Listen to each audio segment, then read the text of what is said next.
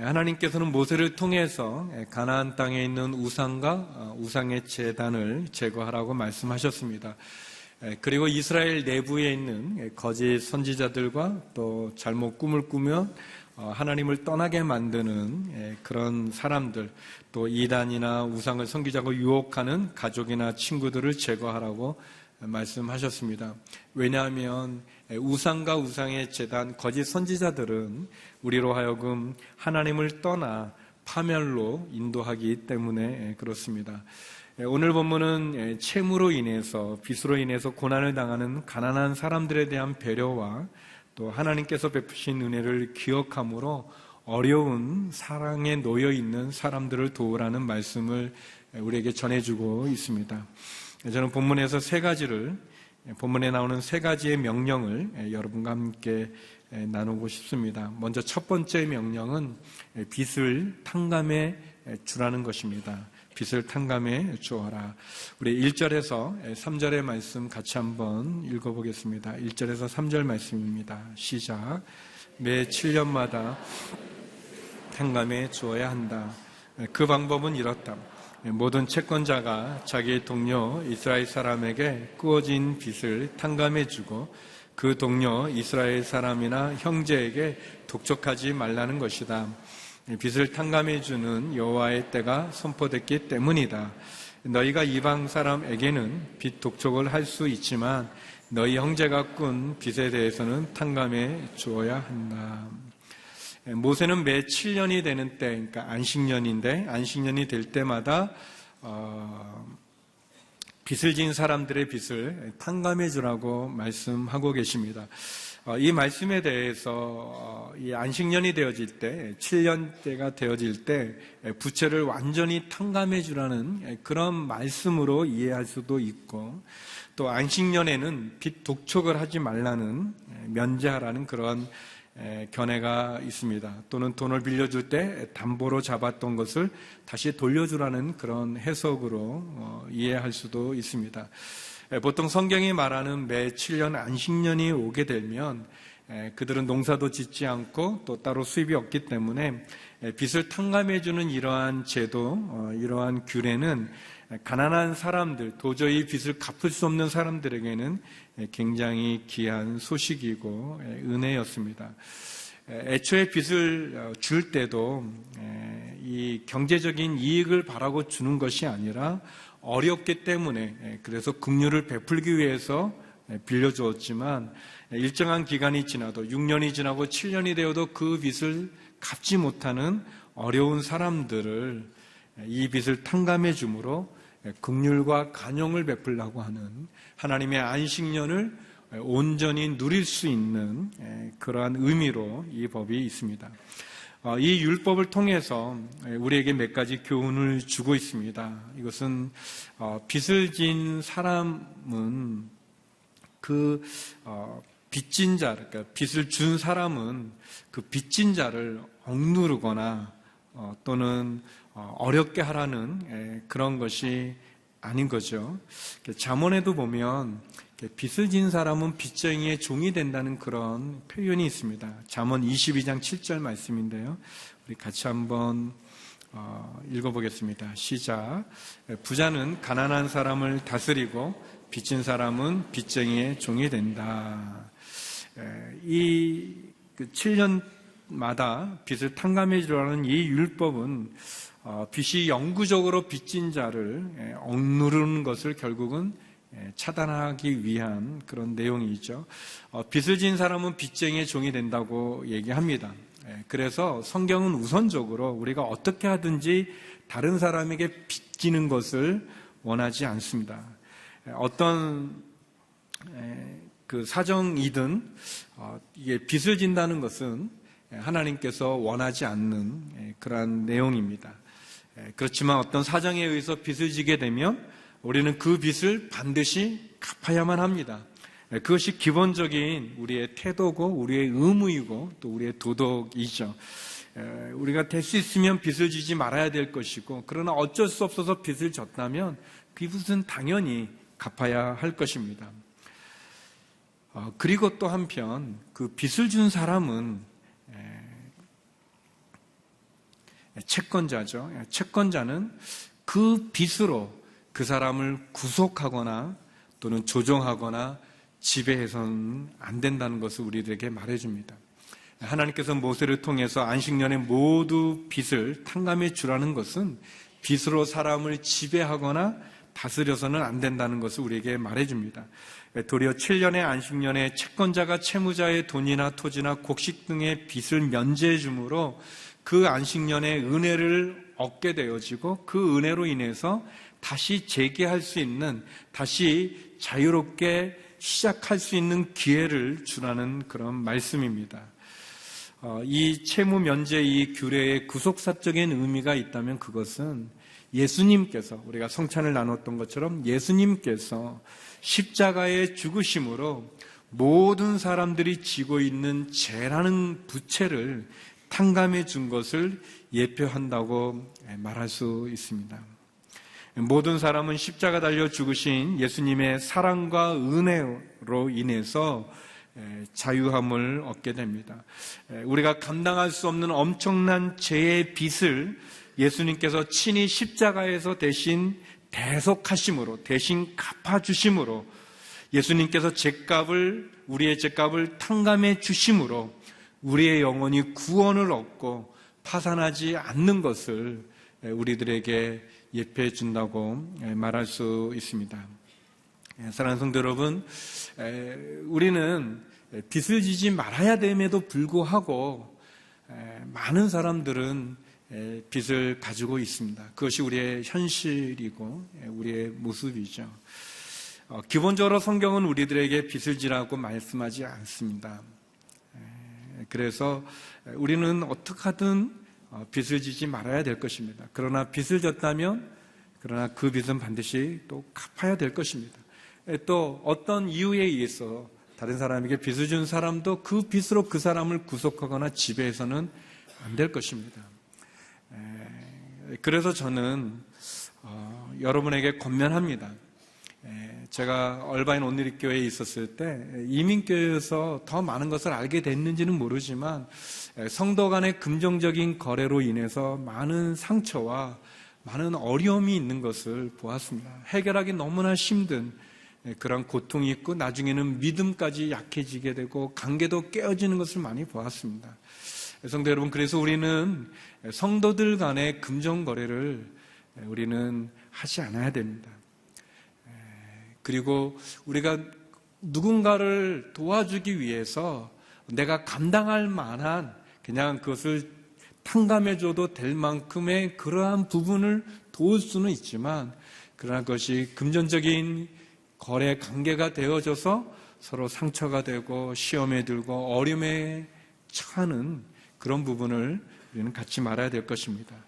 매 7년마다 빚을 진 사람의 빚을 탕감해 주라고 하는 이 말씀은 우리로 하여금 다시 한번 우리의 어려운 사람들에 대한 긍휼과 자비가 예수 그리스도의 십자가에서 그분이 우리의 죄값을 탕감해 준 것을 기억하면서 우리도 그러한 관계에 온전하기를 권면하고 있습니다. 두 번째, 오늘 본문은 우리들에게 인색한 마음을 갖지 말라고 이야기하십니다. 우리가 어떤 사람을 도울 때 넉넉하게 도우라고 얘기하십니다. 우리 10절, 11절 말씀 같이 한번 읽어보겠습니다. 10절, 11절입니다. 시작. 그에게 넉넉히 주되 내가 그에게 줄 때는 인색한 마음을 갖지 마라. 그러면 이 일로 인해 너희 하나님 여호와께서 너희가 하는 모든 일, 너희 손이 닿는 모든 일에 너희에게 복 주실 것이다. 땅에는 항상 가난한 사람들이 있을 것이다. 내가 너희에게 명령한다. 너희 땅에 있는 너희 형제들 가운데 가난하고 궁핍한 사람들에게 손을 펴 도우라. 땅에는 항상 가난한 사람들이 있을 것이다. 어려운 사람들, 도움을 필요로 하는 사람들이 있다고 이야기합니다. 그리고 하나님은 그런 사람들에게 너희의 손을 펴서 도우라고 이야기하십니다. 가난하고 궁핍한 사람들을 돌아보라는 것이죠. 그리고 그들을 돌아볼 때, 누군가를 도울 때 넉넉하게 하라고 이야기합니다. 인색한 마음을 갖지 말라고 이야기하십니다. 서로 돕고 불쌍히 여기고 용서하는 것, 그것은 하나님께서 원하시는 일이십니다. 하나님께서 우리를 지켜 행하기를 원하시는 하나님의 마음이십니다. 사도 바울은 에베소서 4장 32절에서 이렇게 말씀하셨습니다. 서로 친절하고 인자하며 하나님이 그리스도 안에서 여러분을 용서하신 것처럼 서로 용서하십시오. 하나님은 우리가 서로 친절하기를 원하고 긍휼히 여기기 원하고 인자한 마음으로 선을 행하기를 원합니다. 이 땅 가운데는 항상 가난한 사람, 어려운 사람, 힘든 사람, 우리의 도움을 필요로 하는 사람들이 있다는 것을 말씀하시죠. 그리고 우리가 그들을 도울 때 따뜻하고 넉넉하고 그리고 인색해서 어떤 흉내만 내는 그렇게 우리를 돕지 말라고 얘기합니다. 하나님은 우리가 누군가를 돕는 것이 하나님의 축복을 받는 거라고 이야기합니다. 사실 받는 것보다 주는 것이 더 좋죠. 우리가 다른 사람의 어떤 도움을 받아야 되는 인생보다는 누군가를 도와주는 인생이 되는 것, 그게 참 더 값지고 좋습니다. 사도행전 20장 35절에 보면 사도 바울이 예수님의 말씀을 인용합니다. 이것은 사복음서에 없는 내용인데요. 같이 한번 읽어보겠습니다. 사도행전 20장 35절 말씀입니다. 시작. 이처럼 내가 모든 일에 모범을 보였으니 여러분도 약한 사람들을 도우며 주는 것이 받는 것보다 복이 있다라고 하신 주 예수의 말씀을 기억해야 합니다. 예수님께서 주는 것이 받는 것보다 더 복이 있다라고 이야기하셨습니다.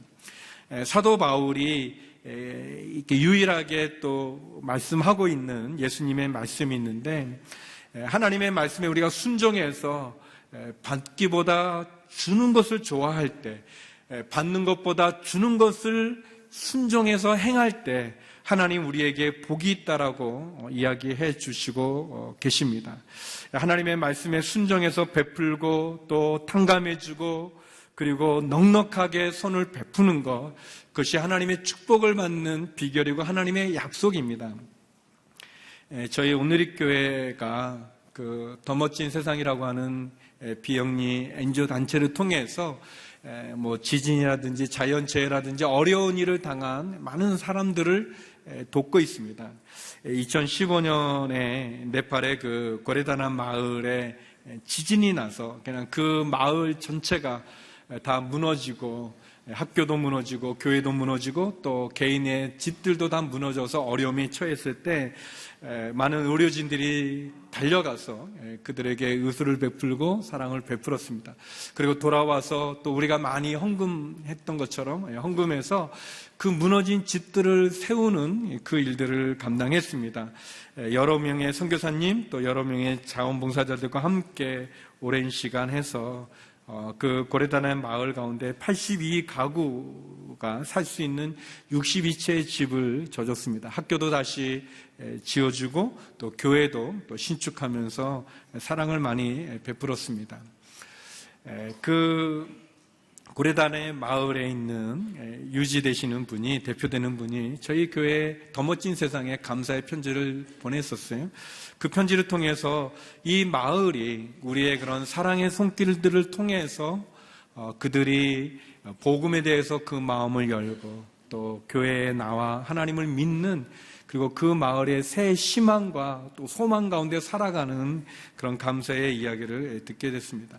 만약 하나님께서 우리 교회를 축복해 주셨다면은 그것은 우리가 어렵고 힘든 연약한 자들을 돕는, 주는 것이 받는 것보다 복이 있다 말씀해 주시는 그 일을 감당하기 때문이 아닌가 싶습니다. 여기 오늘 본문에 나오는 채무면제 규례라고 하는 것은 가난한 사람을 위한 법임과 동시에 또 가지고 있는 넉넉한 부유한 사람들, 선행을 베푸는 사람들을 위한 축복의 법이기도 합니다. 빚을 면제해 주어서 채무자가 회복될 수 있도록 도와주는 사람에게 하나님 반드시 복을 준다고 얘기하십니다. 그들 가운데 가난한 자들이 없고 돈을 꾸어주지만 꾸지 않는다고 말씀하시고 나라가 다스리지만 다스림을 받지 않는다고 약속해 주셨습니다. 신명기 15장 6절 말씀인데요. 우리 같이 한번 읽어보겠습니다. 6절 말씀입니다. 시작. 너희 하나님 여호와께서 약속하신 대로 너희를 복 주실 것이니 너희가 많은 민족들에게 빌려주고 꾸지 않을 것이다. 너희는 많은 민족들을 다스릴 것이고 어느 누구도 너희를 다스리지 않을 것이다.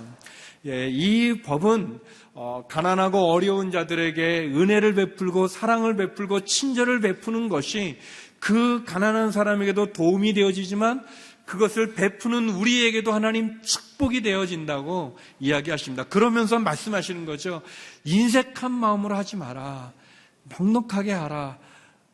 가난한 사람은 항상 있을 것인데 너의 도움을 주는 그 손을 펴서 넉넉하게 도우라. 그렇게 말씀하고 있습니다. 제가 예전에 북경에 선교사로 있었을 때 저희 우리 온누리교회 장로님들이 참 귀하고 훌륭하세요.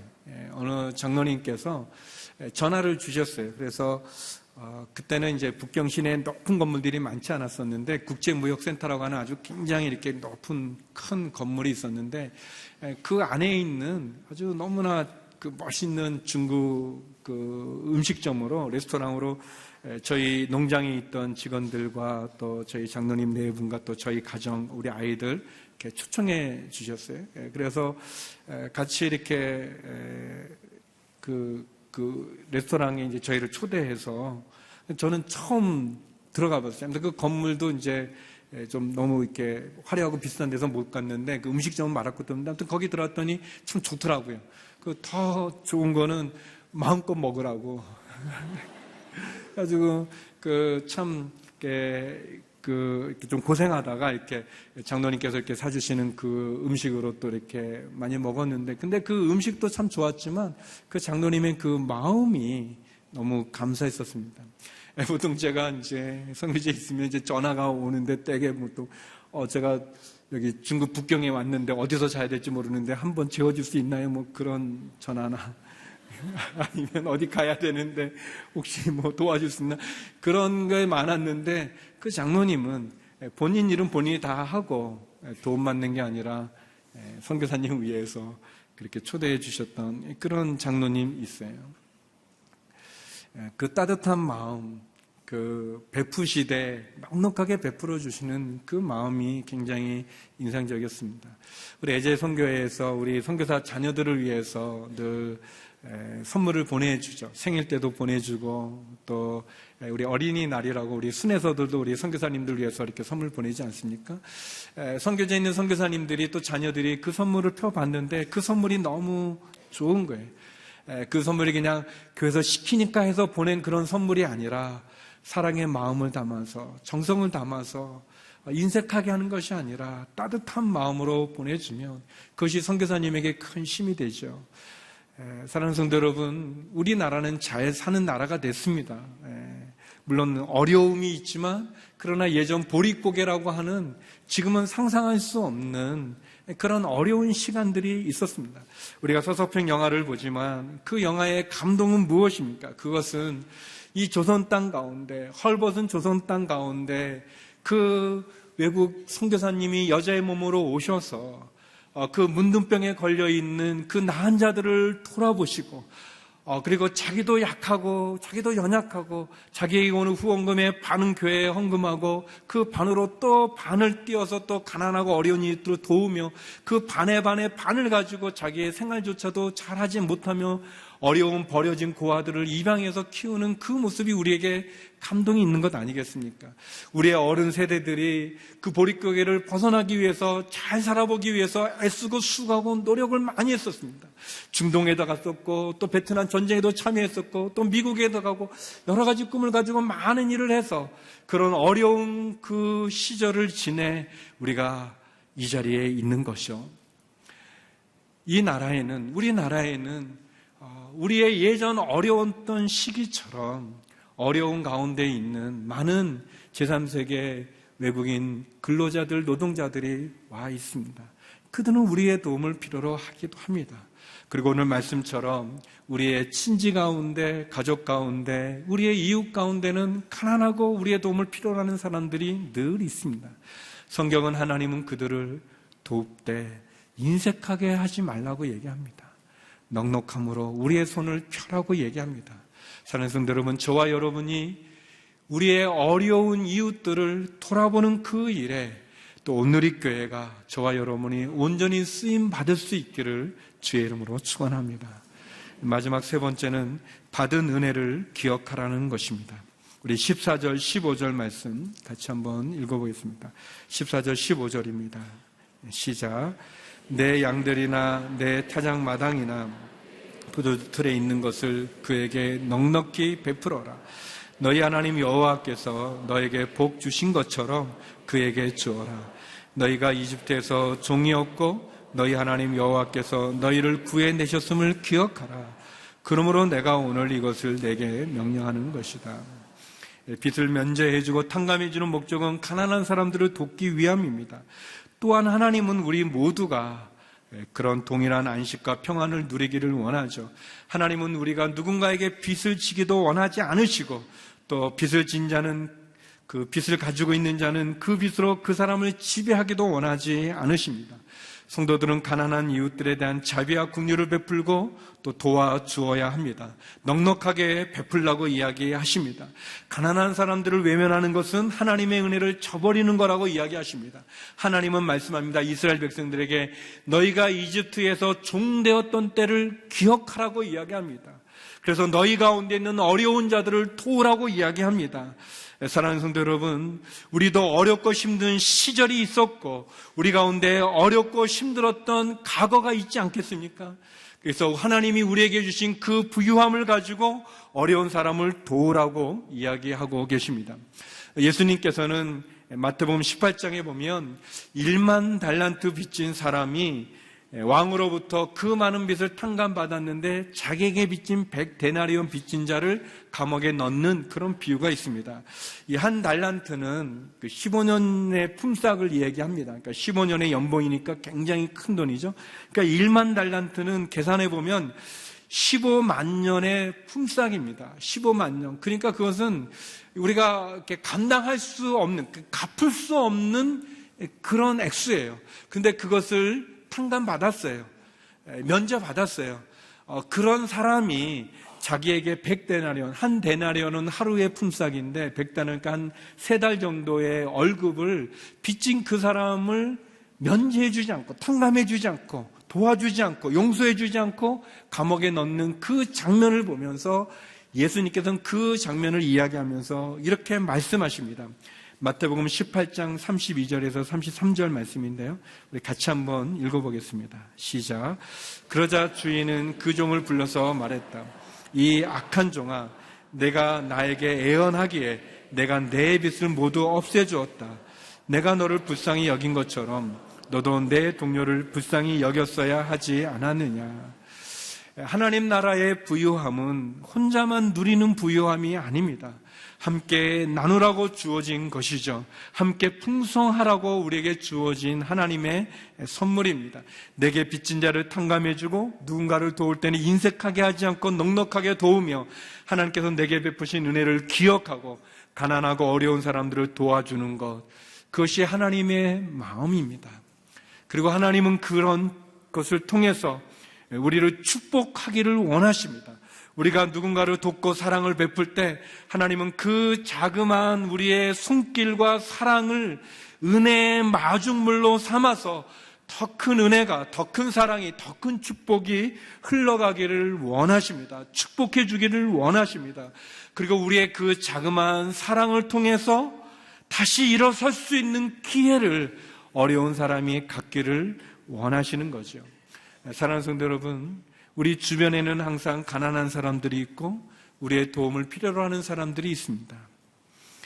주님께서 우리를 위해서 십자가에서 감당할 수 없는 우리의 죄값을 탕감해 주신과 같이 저와 여러분도 사랑을 베풀고 은혜를 베풀어서 하나님이 우리에게 주신 그 은혜를 기억하면서 우리의 어려운 이웃들을 돌아보므로 하나님께서 우리에게 주기 원하는 그 축복을 누리는 저와 여러분, 우리 온누리교회가 되기를 주의 이름으로 축원합니다.